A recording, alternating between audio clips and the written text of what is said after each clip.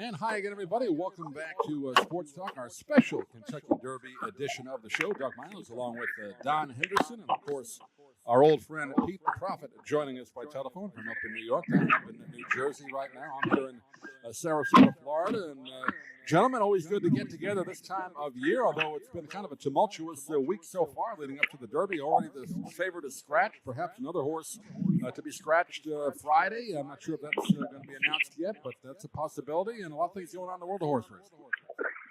There's a lot going on in the world of horse racing, and overall, most of it getting scratched out of the Derby. We have the Islanders beating Pittsburgh in 4 and then about to get swept. We get Tampa Bay going out. Cats and dogs living in harmony. What's going on over here? I don't know what's happening. I can't figure it out. Well, they're trying to build that new Coliseum so that the Islanders can go over there, and they had a wonderful dedication with the shovel outside of Belmont Park. How much have they got built, Pete? Let me see. Let me take a look. I think there is a rope. I think there's a rope around an area where they're going to build an Escalade. I think I saw a rope. And other than that, there's nothing there. It's all kind of ceremonial at the moment. Nothing What's it been, about 2 years now since they've had that wonderful, wonderful ceremony and was in the Post, and everybody had a big story about it on the news 2 years ago? I think it's about a year and a half, and I think since then, all there's been is studies and the towns in the area fighting it, and they know it's inevitable, but they're all looking for the extra little handout, the extra something that they would get, from this sweetheart deal, and they keep trying, and then they're still talking about the Long Island Railroad, but yet there was a new thing that came up where it looked like it was going to be stopped again, and they still don't even know the date. They don't really know what they're going to do with the Belmont meet after this. Are they definitely coming back to Belmont after this, or are they going to go right to Aqueduct? They haven't made that decision. So it's been a long time, and I can't believe how long it's taking, and it's supposed to be built in 2 years, which seems incredibly fast. Well, we were talking about this at least 2 years ago on the Derby preview, Pete, so maybe longer than that. I know our friend Jeffrey Payne, who is involved with the Islanders, he was talking about it even maybe before that. So it's been a long time, and they still haven't... I didn't know if it was official, though. I don't know if it was ever... I think that was always kind of the rumor. I mean, there's been so many rumors over the past, 10 years. There's been so many rumors that...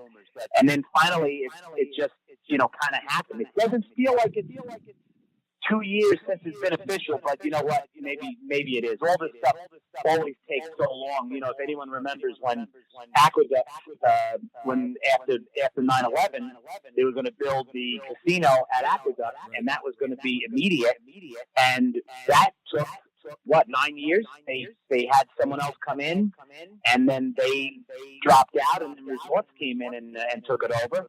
And so, but that took 9 years by the time that whole thing ended up being opened up.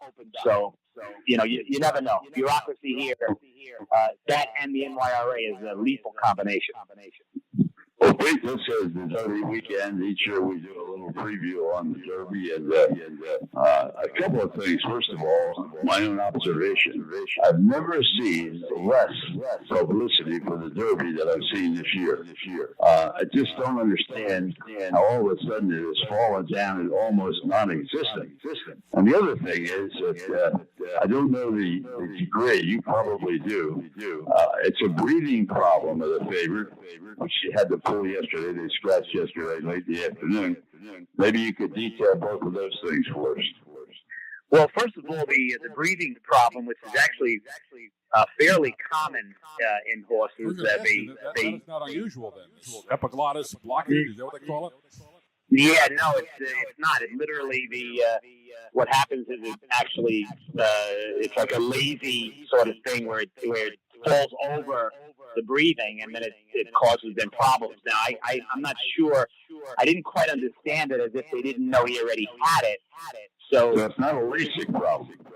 No, definitely not a LASIK problem. It's actually a physical thing that happens to horses. They get an operation. It's really nothing, and then they're fine. This is going to be nothing. This is going to be 3 weeks, basically, and it'll be fine, and then it'll be back training again. So it's not going to be a big deal, but that is something that happens to horses. And I tell you, I don't mean to interrupt you, people. Is this something that kind of pops up all of a sudden, or how come they didn't notice this, a month ago?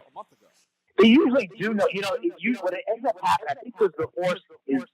They always find it after a bad race is when they find it, because that's the reason the jockey will come back and say he was gagging or he was making funny sounds, and then he automatically stilts the horse and they find this problem. This one is he won his first race ever in February, so it's not like he's won a lot of races, but he just won the Oaklawn race, and so they didn't know anything. I don't know if it was after a workout or whatever it was that they finally figured it out. But it does just sort of appear out of the blue sometimes. And there's a possibility we're going to have another dropout too, which would cut it back to 18 as opposed to 20. But at the same time, give us a little bit of an overview of the 18 that we'll be running, because how are they going to come up with some odds on these horses? Well, first, actually, I didn't answer your first part of your question, Don, which was the racing.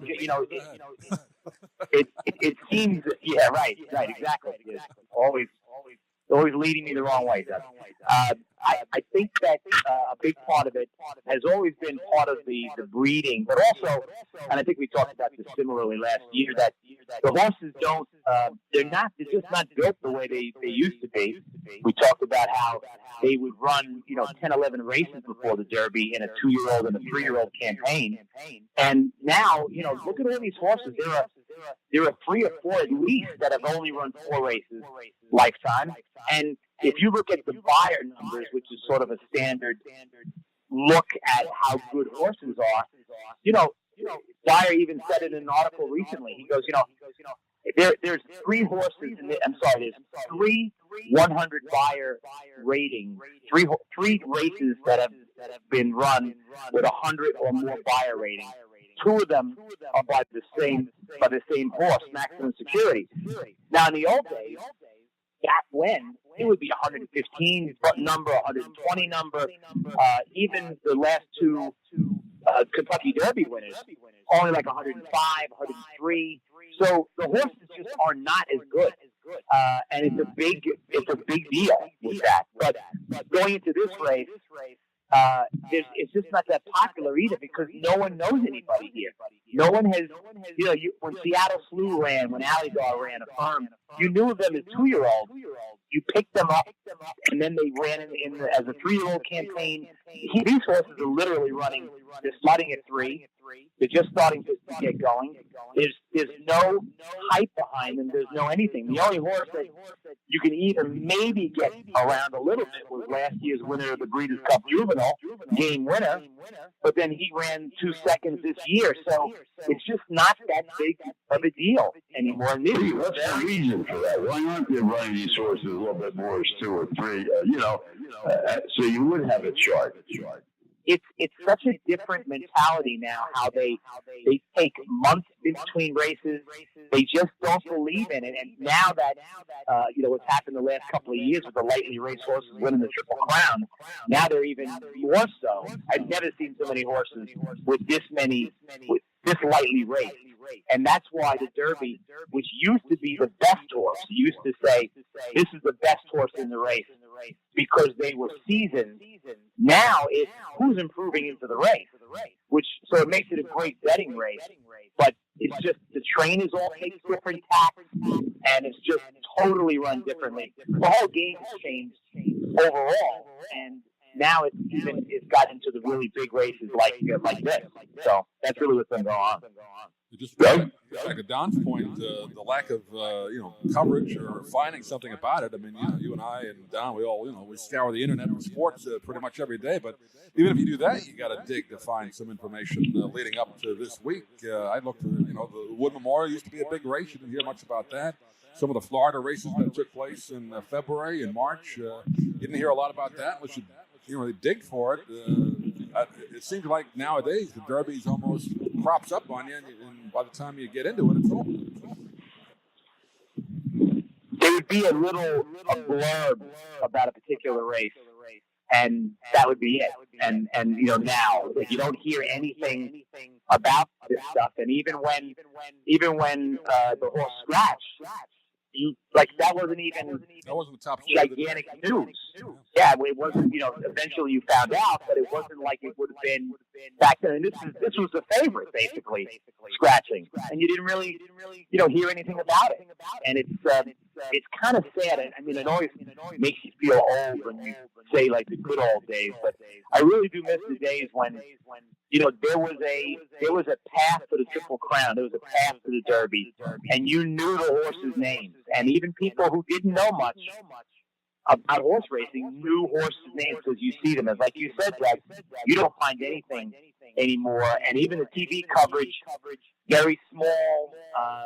They don't. It's just there's nothing quite behind it anymore, and it makes it for a rather dull. It's just like one event, and that's it. It's the Derby, and then that's basically it. There's nothing really before, and only recently has there been something afterwards because of the Triple Crown. No juice. No juice. None. No juice at all. This race is just a complete betting race. I mean, I really wanted Omaha Beach to run because I did not like the horse whatsoever, and I was looking forward to him to run. I thought he was going to go down in a heap. I was very surprised Mike Smith chose him, and so now I guess Mike Smith at the moment, anyway, is without a mount. And everyone else. He, of course, worked for Bob Baffert for a long time. Did he just think that horse was going to be better, and he didn't want to stay with Baffert in this race, or did they have a falling out, or what happened? I didn't hear anything about it. No, there was no falling out at all. He had the choice, and he went.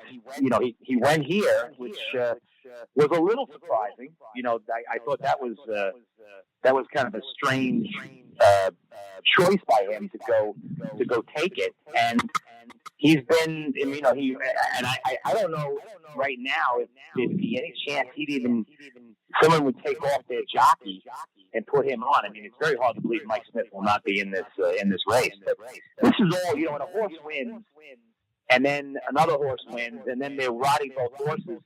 All these people want sort of a commitment, and it's so hard for them to kind of jockey around for position. So it's a rider's game, and they get to choose who they want. I was surprised that Mike chose him actually. So that was kind of surprising.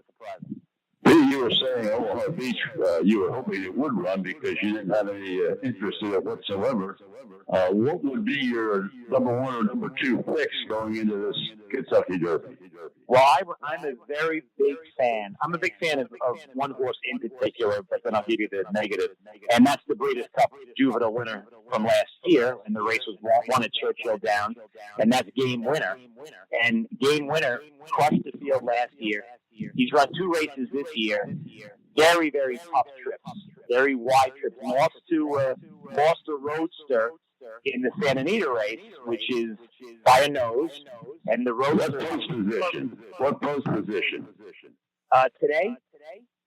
I mean, Roadster has posts. Well, it was 17. 17, yeah. So now I guess it'll be probably 15 if they draw in someone else. Okay. So that's not great for him because he's had 2 wide trips lately. Has also had a big problem lugging in. So that could be a problem. I'm hoping he likes Churchill Downs. He is absolutely, to me, the fastest horse in the race. He's had the 2 toughest trips. He should not have lost either one of the races this year, and I really, really like him. The other one is the Bill Mott horse, Tacitus, who, blue blood sort of breeding, top point getter in the only 4 races, crushed at the start of the Wood Memorial. I don't know if anybody happened to see that race. Probably not, because it was, no one that watches the race. But horse from the far outside, the jockey that rode that horse, escapes me right now, and post, I think, 11 or 12, cut off the whole field, caused a vicious chain reaction. I think he ended up might have got a month suspension for the ride. Oh yeah, a very heavy suspension. It was reckless. And Tacitus, this horse, got badly bumped around and checked, but still ran the big race, a good final 1/8 of a mile. Also coming into it only 4 races, improving in numbers. So those are the 2. No big odds in particular, but those are the 2 that I give a that I really like. But I'm a big fan of Game Winner. Prophet joining us on our Derby preview special tonight, and hey, we have to talk, Pete, about the story. I think the New York Times, Joe Drape, who we had on the show a couple of times in the past, who's written great books on horse racing, wrote a big article about what's going on in Santa Anita. I know you and I have talked about it a little bit on the phone, Pete. 23 horses, I believe, is the count at this point that have died in really the last several months. They opened it after they were closed for a while. They thought they fixed the problem. Then a couple more horses died. What's the latest on that? Well, they're, it's, I don't want to. Sometimes these things, when this happened when Aqueduct in the winter, when Aqueduct raced in the winter, I'm going to say about 5 years or so ago, they ended up taking a little bit of cheaper horses, and they did some things where they ended up running the horses too often, and a bunch broke down. And then the governor actually came in and sort of, they changed everything because of that. Sometimes, though, it's just a fluke. And it wasn't all, and I don't know. I mean, the fact that they tore apart that track and, horses broke down in workouts and on the turf course also. And so it wasn't just in racing that, you just don't know why it happened. But sometimes these things are anomalies. And I don't like the fact, I think they overreacted. I know they overreacted with the no LASIK. They overreacted with the no whip. All this stuff is just over the top. And listen, if you guys remember, not long ago, they overreacted when the horse broke down in the Derby. I think he finished second in the Derby. It might have been the filly. And then all of a sudden, all these tracks changed to synthetic tracks because they said, well, synthetic tracks are better. There's less injury. Pete, let me interrupt for just a second. You and Doug are going to have to finish the show because I have something I have to get hold of over here. So you 2 guys finish the show, and I'll catch up with you after the Derby. Thank you very much, Pete. Take care of yourself, Don. Say hello to him during the Preakness time. But Pete, go ahead. You were talking about the Santa Anita. And, again, I was going to ask you, is it just one of those things that happens? I mean, it seems like a high number for that. Is it the track conditions or in synthetic track? I think it's one of those things that happened, but I also think that, and it's hard not to correlate the fact that the rain that they got there was historic. You got 20 some odd inches of rain, I think, in that month. Now, even though they tore up the track and they looked it over and stuff like that, I mean, there's probably something to do with that. But the answers that they give, now the answer they're giving with the whip, now they're gonna do no whip, and I think that's dangerous. I don't like whipping of horses either. I think there should be clear rules on the whipping of horses, but they need it for their own protection, and if a horse is legging out and for signals, they definitely need that. And now the fact that they have a whip that now is much easier on the horse,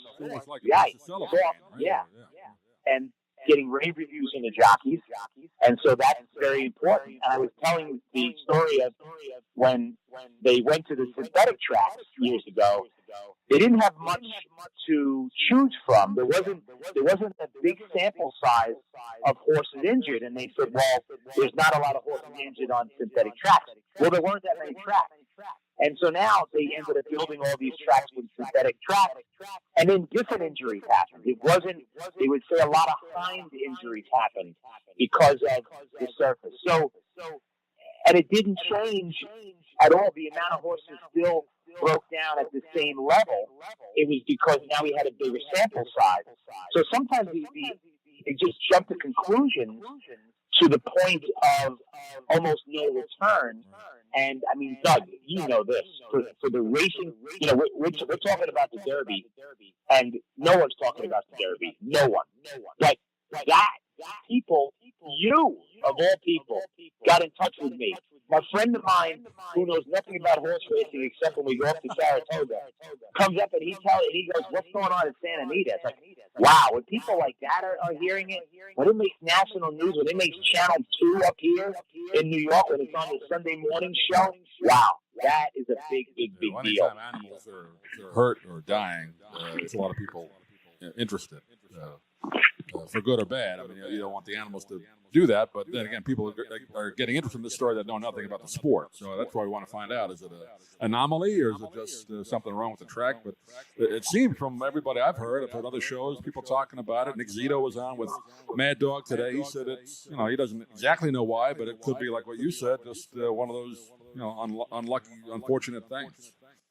Yeah, I mean, sometimes it happens. I mean, there's more breakdowns like tracks that have less, cheaper horses.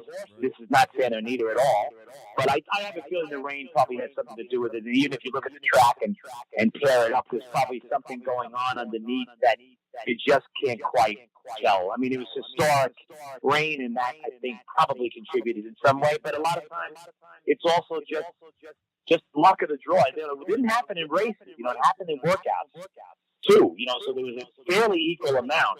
And of course, after they tear up the track and they say it's good for racing, they come back and another horse breaks down, working out. So, but I think that problem is solved. It really has no issues since. And it's good to bring attention to safety, for sure, but sometimes just the exaggeration is way over the top. They already got rid of, not putting it analogy to dog racing and horse racing, but they have gotten rid of that down here in Florida, primarily because of the animal rights folks. Even though the sport is dying, exactly. But it's still, people still went. It's not like it's completely done, but they ended it primarily because of the reason of animal lovers. So I'm not knocking it, but that's why it ended. So if that happens, it definitely is why it ended. Yeah.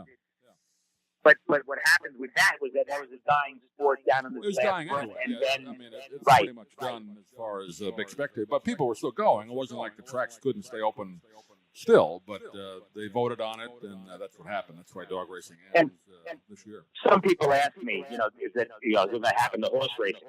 The answer is no, not even a chance. There's too much money. I mean, it's just, and then as they said, what do you do with all the horses? I mean, there's a lot of horses out there. Where are they going? So that's another big part of this take on all this stuff. So. They don't have glue anymore either, so you got to put them somewhere. No, you don't do any of that stuff anymore. No, none of that stuff going on. So. Well, let's move on from horse racing and kind of wrap up. We always talk a little hockey with our friend Pete the Prophet, and you and I have been following our local team we grew up with, even though you and I are more Ranger fans, but we always follow the Islanders. But boy, they had a tough one last night as we do the show now. Not a shot on goal in the last 10 minutes of the game I saw. I didn't see any shots on goal for the Islanders. Boy, those Canes are tough. They are tough, boy. And isn't it interesting how, what the NHL now has ended up becoming more about the hot team and not about the team that rolls over or does. Obviously, Washington last year was good all year, but there's always a team that gets hot. And St. Louis, one of those teams right now. Carolina, absolutely, and at home they have a phenomenal record, getting unbelievable goaltending. And then, as an Islander fan, you think, okay, there's a crack. The goalie's out, and this guy ends up being almost just as big. And the Islanders just don't seem to be playing with the same crispness. Now, you and I have talked about this privately. The Islanders have always had one gigantic problem, and they don't have any score. They have, no matter what you say about the Tavares deal, and I thought that, for Clark Gillies to come out and say that what Tavares did was wrong in the sense of that if he knew he wasn't going to come back, or there was a chance he wasn't going to come back, he should have asked to be traded. So then the Islanders could have got something. Now, if Tavares is on this team, we have a whole different issue going on here. Islanders have no scoring. It is completely a put this puck to the net, deflections, banging in front, Anders Lee in front, banging it home. Barzal is a massive talent, but the kid does not shoot. I mean, I cannot. You were watching that game yesterday. It couldn't have been any more frustrating what happened there. And even in the overtime loss, I think it was Clutterbuck had a clear shot, and he throws a pass back to point, and then they end up coming down, and after a shot and a miss, and then they ended up scoring. So Carolina is just playing some hard-nosed hockey. I mean, again, look at this series. Other than yesterday with the open net goals, they're all one-goal games. They can go either way. How many posts did the Islanders hit in game two? And then yesterday, Carolina hit a bunch. And I wanted to ask you that as a ex-goalie, and I actually like the color commentator, what he said. You really can't blame him for that play, the goalie, because he did put it up in the air. He put it high. It was just a great play by the guy. What do you think about that play? Was that a gas? Yeah, when he threw the puck around the net, we're talking about behind the net, the goalie tried to clear it out, and I didn't notice how high it was until you saw the replay. And yeah, you can't blame the goalie for that. If you want to say he shouldn't roam out of his net, but goalies do that now in that little hexagonal thing, whatever, behind the goal, and try and clear the puck or get it up ice. So no, you can't blame him for that. But the guy who made a great play, knocking it down and then put it in front, and it was a good shot to get it in the goal. It was over the shoulder, wasn't it? Over his shoulder, and you could even blame like the goal was somebody. He really No. He got right back in there, and he was in the spot, and that didn't cause it. And listen, there were two Islanders right there. One that was right that could have clamped down on the stick, and no, you can't blame him for that. Goals are such a premium in the playoffs. You knew her at that point. That was probably it. Oh yeah, that was probably. And the Islanders started pressing, and then we had the 2-on-1 breaks, and then you just knew that it wasn't gonna end well at that. I'm just very surprised that there's a very good chance it could be a sweep. I mean, here on the island, when they beat Pittsburgh, everybody, especially Ranger fans, would say, "Oh my God, you guys are going to the finals." And I'm like, "Take it easy." 1975 all over again. Remember? They were down 3-0 to Pittsburgh, and that came back, tied it, 1-7, down 3-0 to the Flyers, almost did it again, and then Kate Smith came out and sang, and that was it. And then that was it. And then it ended right there. I don't think we're getting any of that. Now Kate Smith is gone. Some song she sang 80 years ago. That's right. Kate's looking down from heaven saying, what are you talking about? That wasn't a racist song. It was like a song on a Broadway show. But not so now I can't even. I mean, that was always fun in Philadelphia. That if they show a replay, sometimes they'd have someone singing it, and then they sing along with Kate Smith. And now that's it. You'll never see that again. The statue is down, or at least it's covered up. That's it. Poor old Kate. Is the statue down? Well, they covered it up, and they said they were going to remove it. So they showed a picture of it. It was covered up. Yeah. Oh, you're killing me. Well, we won't get into that. It's another show. But and again, before we got to give some credit to another guy down here that at least I got to see quite a bit when he coached the Lightning, John Tortorella. Boy, I thought that guy's career was done after he left the Rangers and went to Vancouver, and then really burned out in about half a season there. They got rid of him, and kind of in purgatory in Columbus. But boy, he's done a great job. Boy, listen, he's a genius, and you buy into what he has, and he's a winner. You can't say anything about that, and how these coaches can go and turn around a franchise and turn around a city in this case, and they're fun to watch, and they are playing for him, and I love good coaching stories. I love Berube, coming in and turning around St. Louis. It's amazing how that happens. It's so much fun to watch those turnarounds and these teams get hot at the right time. And in the West, like you said, St. Louis, I'd like to see them. They've never won the Cup. They've been in the first couple of years they were in existence. They were in the finals with Scotty Bowman, but Montreal beat them. But I'd like to see them make it in the West. And, the Islanders to make a great comeback, great. But if not, I'd like to see the Blue Jackets. Something different in the East. Oh, I would love to see me too. Like, I would love to see something a little bit on the different side, if possible. That would be that would be great. And as long as, and it's better held this way, Doug, as long as Doc is calling the finals, because if Doc's not calling the finals, I don't have much to say. Not worth watching. Nope, you're right. People should enjoy Doc Emrick.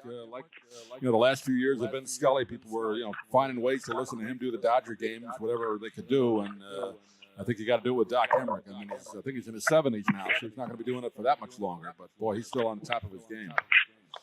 What do you think? Does I guess Doc chooses the game, or NBC chooses which game he'll go to? I mean, I don't know if I was surprised he took East Coast games and the Northeast teams, it seems, until the finals. Yeah. Obviously. Yeah. But yeah, they give him. Though I think he lives in Detroit, so I don't know if that has anything to do with where he goes. But I think they always give him the East Coast and Northeast teams in the playoffs. I think we talked about this last year. You know, the first round you get to hear the home announcers, and the Islander guy, I think, is fabulous. I'm very happy with him calling games. And then after that, you get the national people, and I really have no juice on anybody. And the people that did last night's game for the Islanders, I it's such a big part of watching a game for me is the color and the play-by-play, and it just didn't give me the juice. Maybe I'm spoiled by Doc. Yeah, I think that's part of it. And you and I were, chatting on the text for a little bit. Nothing against the two women. I think it's two that do the color on hockey, but they got it's a three-person booth. And she, particular, the two women that I've heard doing it, nothing against women out there, but they just have to say something to justify their job, and it's just way too much. It's killing the play-by-play. In hockey, you shouldn't talk until there's a stoppage in play, but they're talking right in the middle of the play. Yeah, they're talking over each other. They're sort of saying, and sometimes they're just not bringing anything really interesting. It's very similar to the sideline reporters on football when I just talked to the coach, and Coach Gibbs says they just got to play better defense. I'm like, oh, thanks. I mean, I'm glad you got that interview. And she just says she just has too much to say, and a lot of times she doesn't let it flow, and that's a big part to color people, how to let it flow and bring something to the game that you don't know. Like a guy like Tony Romo, who brings something to the game that you just wouldn't know otherwise. McCarver back in the day, those guys. Yeah, well, and you can tell that they're reading it. I mean, it's a fact that they, research whatever they say, and they throw it in there, whether it means anything at the moment or not. But that's not going to change, so that's the way they do it now. But it's way too much. I like the old days of Tim Ryan, and remember who did that with him? Ted Lindsay. Remember that? The old Game of the Week, and of course Marv. Oh yeah. Did it with the Rangers on the radio for you. You had the one play-by-play guy. Of course, New York. We saw Jim Gordon and the big whistle. You got used to those guys the way they did a game. But no longer that way. Look, Kenny Albert's not bad, but he has to work with the three-person booth, and he was really being overshadowed the other day in the game he did. Kenny Albert, he's good. I think he's probably the next best. Yeah, very good. Out of that. I don't think he's quite as good as his dad, but that's just us. We grew up with his dad. But it's good. And Gary Thorne, who hasn't done it, unfortunately, because he does baseball now, but he's one of the best. He was one of my favorites of all time to listen to that guy call games. So there was. But what do we have tonight? A little Boston action tonight? Is that what we have? Boston and Columbus. So we'll see if Columbus can keep it going there. I kind of think Boston's going to make it into a 7-gamer, but I'd like to see Columbus do it. It'll be fun. I would too, but Boston's too tough to just go down here 3-1, I think. So. Well, that'll wrap it up for our Derby preview. Pete will do one for the Preakness in a couple of weeks, obviously, and again, kind of wide open, as you said. So you really can't point to any one horse. Just kind of throw a dartboard to kind of pick for Saturday, right? I mean, there's really nobody. You're not going to go wrong either way. Really it. Yeah. No, I don't think so. My Bud Longshot horse is a horse called By My Standards, who's looks like he's improving.